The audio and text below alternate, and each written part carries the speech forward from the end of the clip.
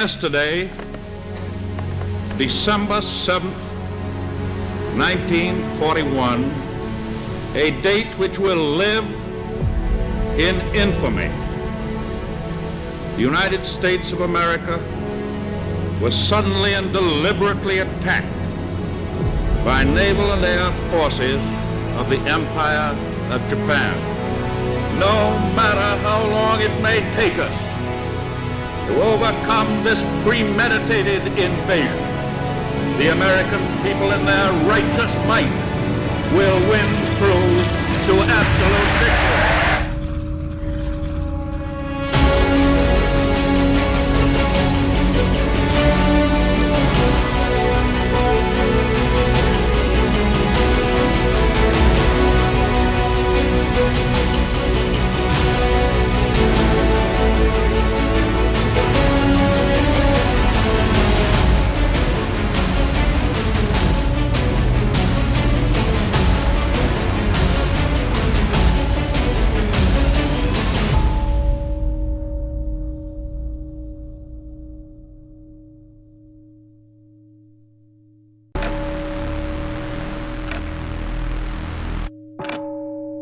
As the Allies began to close in on Japan itself in 1944, the next step in the plan to topple the Japanese Empire was to cut Japan itself off from its supplies coming in from the rest of the empire. There were two plans drawn up. The first option, supported by Admiral King and Admiral Nimitz, was to blockade the Philippines and invade Formosa, which could also be used as a launching point for an invasion of mainland China. The second option was for a full-on invasion of the Philippines, which was supported by General MacArthur, who wanted the promise he made in 1942 to return to the Philippines kept. While an invasion of Formosa would provide the Allies with a launching point for an invasion on China, it would require substantial manpower that is currently being used to topple the Third Reich over in Germany. This, along with a meeting between FDR, Nimitz, and MacArthur, caused Nimitz to change his mind over invading Formosa, and now both MacArthur and Nimitz agreed on invading the Philippines, with the central island of Leyte being chosen for the invasion.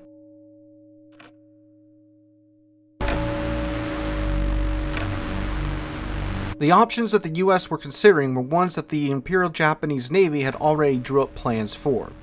Four victory plans were created, titled Shogo 1 through 4. Shogo 1 was a response for an attack on the Philippines, while Shogo 2 was a response for an invasion of Formosa. These plans called for an all-out, complex naval operation committing all remaining Imperial Japanese naval forces, intended to draw the US into a single, decisive naval battle. Shogo 1 called for 3 forces to respond to the US invasion fleet. Northern Force, under Vice Admiral Ozawa, would be made up of Japan's few remaining carriers, which barely had any aircraft or trained pilots, acting as bait for the main U.S. naval forces. While Northern Force would draw the main U.S. naval ships away, Southern Force, under Vice Admirals Nishimura and Shima, would then proceed through the Surigao Strait and attack the U.S. forces landing at Leyte. Center Force, under Vice Admiral Kurita, was by far the most powerful of the 3 forces, including the battleships Yamato and her sister Musashi, Nagato, Kongo, and Haruna. 10 heavy cruisers, 2 light cruisers, and 15 destroyers. Center Force was to pass through the San Bernardino Strait and also attack the landing forces. If the Japanese were to lose the Philippines, even if their fleet survived intact, it would almost be useless, since Japan would lose access to their supply of oil along with the Philippines. So for the Imperial Japanese Navy, this was a fight for survival. Kurita's Center Force departed from its base in Brunei and arrived just off the coast of Palawan Island around midnight on the night of October 22nd. 2 American submarines, the Darter and Dace, were in the area and detected the fleet on radar. Shortly thereafter, the captain of the Darter made visual contact with Kurita's forces. Darter and Dace ran on the surface at full power in order to get into position ahead of Kurita's fleet and make an attack at first light. Despite a radio operator on Yamato intercepting one of the 3 radio reports that the Darter made, Kurita took no anti-submarine action. At 5:24 a.m., Darter and Dace began their torpedo attack. 4 of Darter's 6 initial torpedoes slammed into the side of Korea's own flagship, the Otago. 10 minutes later, another 2 torpedoes from Darter impacted Otago's sister, Takao. Dace then scored 4 torpedo hits on the Maya, who was Otago's and Takao's sister. The damage to Otago and Maya was severe, with both ships sinking rapidly. Otago sunk so quick that Krita himself had to tread water until being rescued by the destroyer Kishinami. He was then transferred to the Yamato, making her his new flagship. Takao was forced to turn around to Brunei, taking 2 destroyers as escorts, leaving Kurita down 3 heavy cruisers and 2 destroyers before he'd even reached the Philippines. Admiral Halsey, in command of 3rd Fleet, had already detached 2 carrier groups to Ulithi in order to rearm. Upon receiving Darter's report, Halsey initially decided to only recall 1 group of carriers, allowing Vice Admiral John McCain's carriers, which represented the bulk of Task Force 38's carrier strength, to continue on to Ulithi. While he would later recall McCain's carriers, it was far too late for them to partake in the coming battle. Halsey moved to attack Kurita's Central Force in the morning of October 24th. But before Halsey could begin attacking Kurita's center force, waves of Japanese aircraft began attacking Task Force 38.3's carriers. Attacking in waves of 60 aircraft each, the Japanese were attempting to break through the American air defenses and sink the U.S. carriers by any and all means.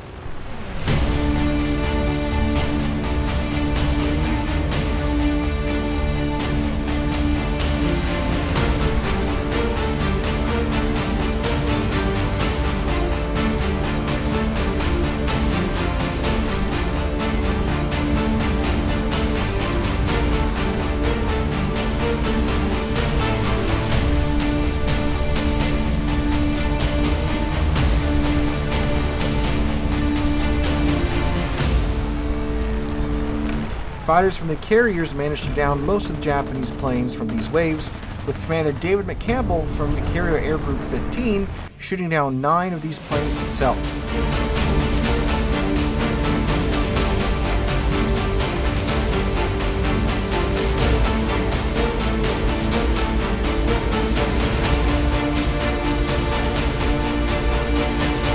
At 10:30, planes from Task Group 38.2 began their attack on Kurita's center force. The first wave successfully scored hits on Nagano, Yamato, Musashi, and the heavy cruiser Myoko, who had to immediately withdraw due to the damage she sustained. The second wave managed to score 10 hits on Musashi, causing her to develop a severe list to port. As the Musashi attempted to withdraw from the battle, a third wave of bombers and torpedo bombers from the Enterprise and Franklin approached.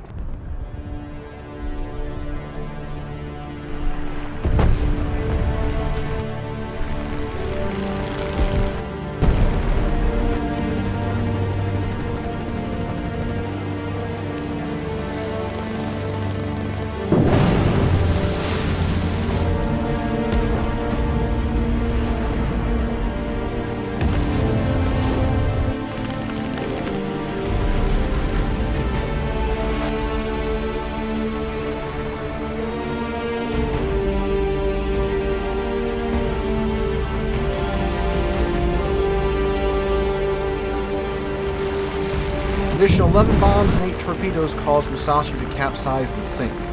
In all, Japan's largest and most powerful battleship took 17 bombs and 19 torpedoes before sinking. In the middle of the focused attack on the Musashi, the cruiser Myoko was crippled by an aerial torpedo as well. Despite the combined effort of 5 fleet carriers, Kurita's center force was not stopped and was able to withdraw out of the range of the U.S. carriers.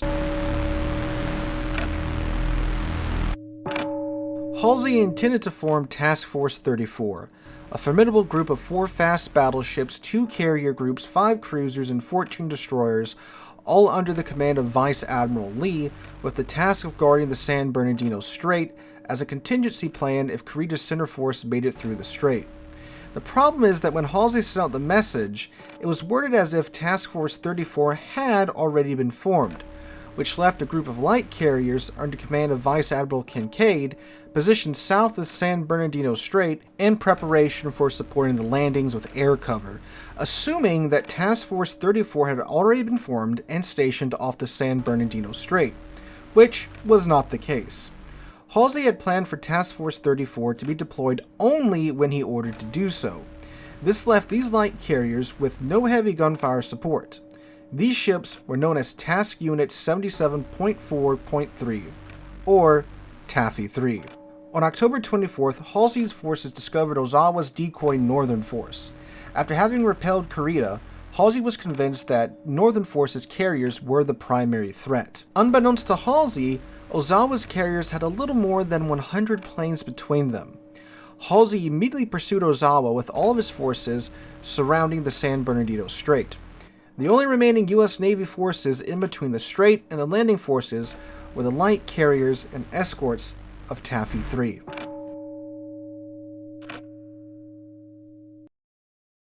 Southern Force under Admiral Nishimura began to make their way up the Surigao Strait in order to attempt to link up with Kurita's center force.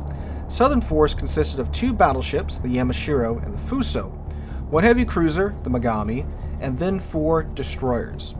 Unbeknownst to Nishimura, the U.S. Navy had laid out a gauntlet of defenses, consisting of a layer of PT boats, then destroyers, and then finally 6 battleships as a final line of defense. But these weren't just any battleships. 5 of the 6 battleships were previously sunk during the Pearl Harbor attacks. The West Virginia, Tennessee, California, Pennsylvania, and Maryland had all been sunk by the Japanese during their surprise attack on Pearl Harbor. They had all been rebuilt with the latest equipment and technology, including the latest fire control radar. 6 battleships waited patiently as Nishimura's forces began making its way up the strait. The ghost of Pearl Harbor would have their revenge. Initially, Nishimura's forces made it through without incident as they passed by the PT boats, with none of the boats scoring any torpedo hits. However, as Nishimura sailed into the destroyer line, his luck ran out. Both the Fuso and Yamashiro were hit by torpedoes. While the Yamashiro could continue on, the Fuso fell out of formation and began to sink. Nishimura also lost 2 of his 4 destroyers in the torpedo attack, but continued to steam on to the battleship line. Around 3 in the morning, the West Virginia's radar picked up what was left of Nishimura's forces. An hour later, the West Virginia opened up at a range of 13 miles.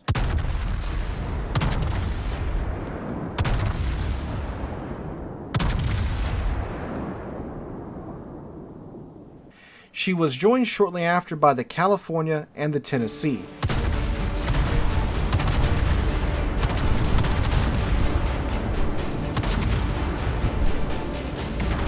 Opening up on the Yamashiro and Megami, their radar allowing them to engage the pair, while the Japanese were unable to respond thanks to their lack of radar. Eventually, all but the Pennsylvania were able to open up on a pair of Japanese ships. On top of the bombardment of 16 and 14-inch shells, the American cruisers opened up on the Japanese ships as well. The Japanese ships opened up with all guns, firing blindly. U.S. destroyers began their torpedo runs of the confused Japanese ships, with the destroyer Binion scoring a hit on the Yamashiro at 4:05, which caused the battleship to sink in just 15 minutes. Out of the 7 ships that entered into the strait, only the destroyer Shigure managed to escape, marking the end of any threat from the Southern Force. It was also the last time in history that battleships would ever engage one another.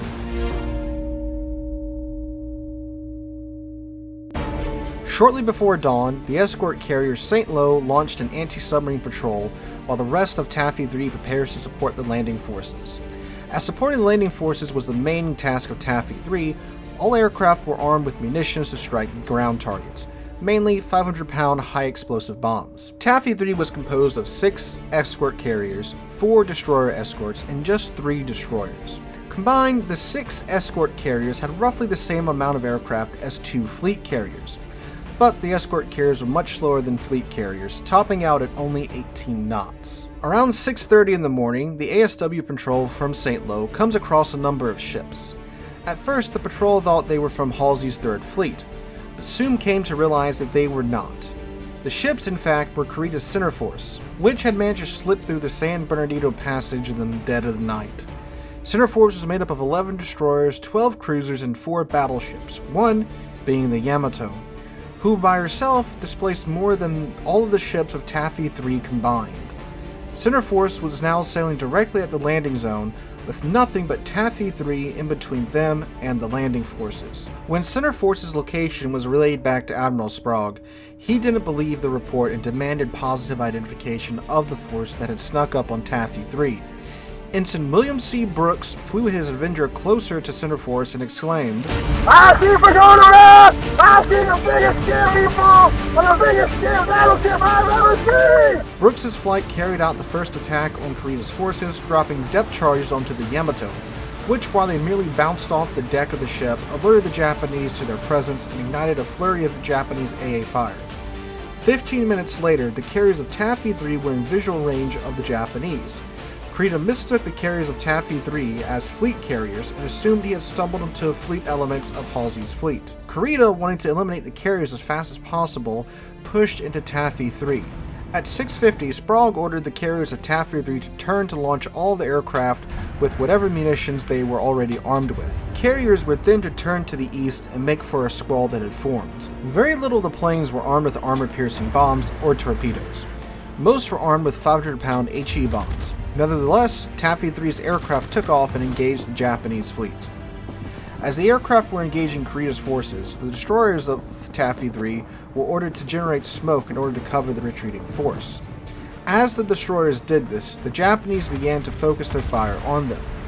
The Johnston responded to this fire by responding in kind, targeting the closest attackers, which were Kurita's heavy cruisers. Kurita assumed, due to the boldness of the Fletcher-class destroyers, they had to be heavy cruisers instead of destroyers. Thus, he sent his destroyers to the rear of the formation in order to protect them. The commander of the Johnston, Ernest E. Evans, responded to the Japanese fire by pressing the attack. He addressed his crew before initiating his attack. "A large Japanese fleet has been contacted. They are 15 miles away and headed in our direction. They are believed to have 4 battleships, 8 cruisers, and a number of destroyers. This will be a fight against overwhelming odds from which survival cannot be expected. We will do what damage we can." Evans then ordered flank speed, full left rudder. Johnston closed to within 4 miles of the Kumano and launched all 10 of its torpedoes. Several struck the bow of the Kumano, blowing it clean off.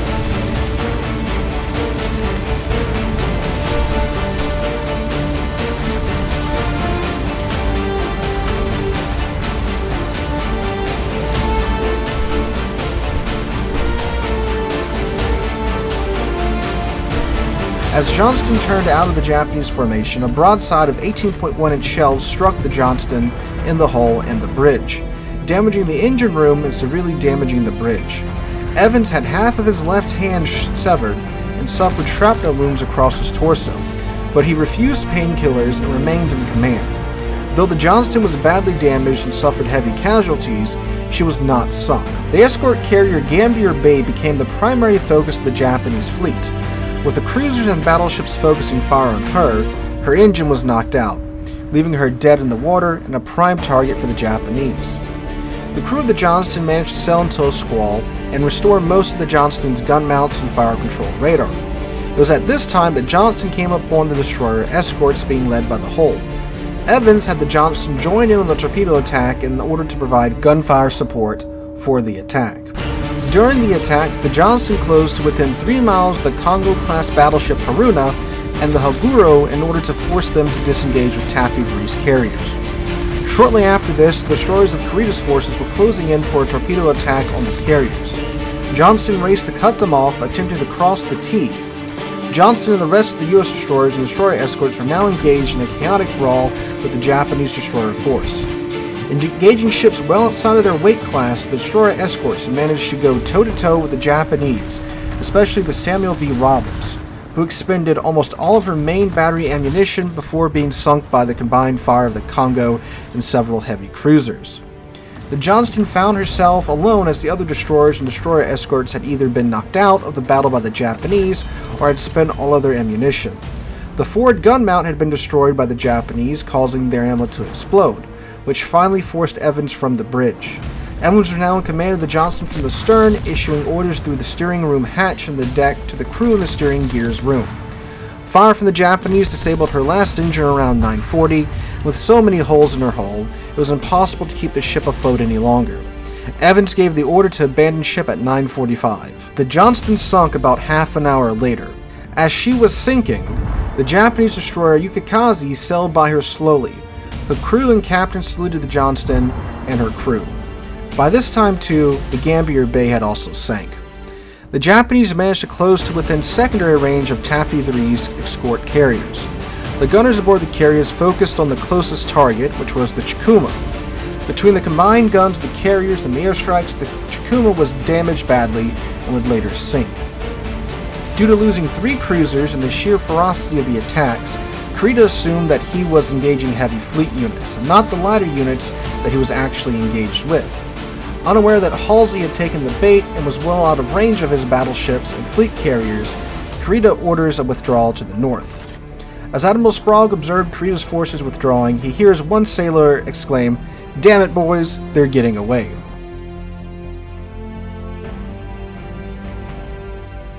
While Taffy 3 was fighting for its life, Halsey's fleet had been pursuing Ozawa's northern force, falling for the bait just like the Japanese Navy had intended. Halsey's fleet has almost 1,000 aircraft at their disposal, crewed by experienced pilots, while Ozawa's barely has over 100 planes, being flown by inexperienced pilots. At 8 a.m., the first U.S. strike group approaches Ozawa's carriers, totaling 180 aircraft. This single strike group outnumbers all of Ozawa's carrier aircraft, of which just 30 Zeros are launched to intercept the strike. Almost all of the Zeros are shot down, with only a handful surviving to limp back to bases in the Philippines. The first target of the U.S. strike force is the destroyer Akazuki. A hell diver drops a 1,000-pound bomb through her deck. The bomb goes off in her engine room, causing a catastrophic explosion. The Akazuki sinks in just 10 minutes. The light carrier Chitose is the next focus of the strike group. Hell divers carpet her deck with bombs. As the Avengers send torpedoes into her side, as the crew attempts to save the ship, another 4 hell divers drop bombs onto her flight deck, sealing her fate. Then the U.S. aircraft target Japan's last remaining fleet carrier, and the last surviving carrier from the Pearl Harbor attacks, the Zuikaku. 40 hell divers and 10 Avengers line up on the Zuikaku. Through the heavy flak that her crew is able to put up, 4 bombs get through to her flight deck, and 1 torpedo is able to impact her side. The combined damage causes her speed to drop from 24 knots to 10 knots. Despite the damage, however, Zuikaku is kept afloat by her damage control teams. After this attack, Taffy 3's dilemma became known to Pacific Fleet Command, which led to Nimitz sending a message to Halsey. Turkey trots toward her, GG from SINPAC Action Com 3rd Fleet Info, Comench CTF 77X, where is RPT, where is Task Force 34, RR the World Wonders. The first 4 and last 4 words of the phrase were padding used to throw off Japanese decoders. However, the communication staff on the New Jersey only removed the first 3 words, leaving the World Wonders on the message, which, when read by Halsey, led him to believe that Nimitz was reprimanding him for not leaving Lee's battleship stationed at the San Bernardino Strait. Halsey then threw his cap on the ground and began having, quote, sobs of rage. His chief of staff, Rear Admiral Robert Carney, grabbed him and said, "Stop it. What the hell's the matter with you? Pull yourself together." Halsey then detached Task Force 34 to assist Taffy 3, despite Lee's battleships being on the edge of entering the main battery gun range of Ozawa's fleet. As Lee's ships raced to the aid of Taffy 3, another massive American strike group of 180 aircraft make their way to Ozawa's fleet, which is now running north, attempting to draw Halsey's ships as far away from the main Japanese force as possible. Ignoring the crippled ships that were the result from a second, smaller strike group, this massive attack is focused on the Zuikaku. The Zuikaku has no chance, being swarmed by almost 100 aircraft. The ship's fate is sealed by at least 5 direct bomb hits and 6 confirmed torpedo hits. Despite the massive amount of damage, the Zuikaku takes another 2.5 hours to sink. The final fleet carrier Japan would ever possess now rests at the bottom of the sea. The crippled Chiyoda comes within range of the U.S. heavy cruiser guns. The heavy cruisers New Orleans and Wichita are the first to open up on her. The Chiyoda attempts to return fire with her 1-inch AA guns, but has little effect. As a group of U.S. destroyers line up for a torpedo attack on the Chiyoda, she capsizes and slips beneath the waves. The last wave of aircraft attempt to strike the converted hybrid battleships Hyuga and Issei, but failed to score any hits as Ozawa's forces were picking up survivors. The cruiser detachment from Halsey's fleet encountered them and opened fire. A lone Akazuki-class destroyer, the Hatsuzuki, charged the U.S. cruisers and destroyers, and began to maneuver as if she was launching torpedoes. However, unknown to the U.S. ships, she did not have any torpedoes on board, but the maneuver forced the U.S. ships to take evasive action. The Hatsuzuki would face off against the U.S. forces for the next 2 hours.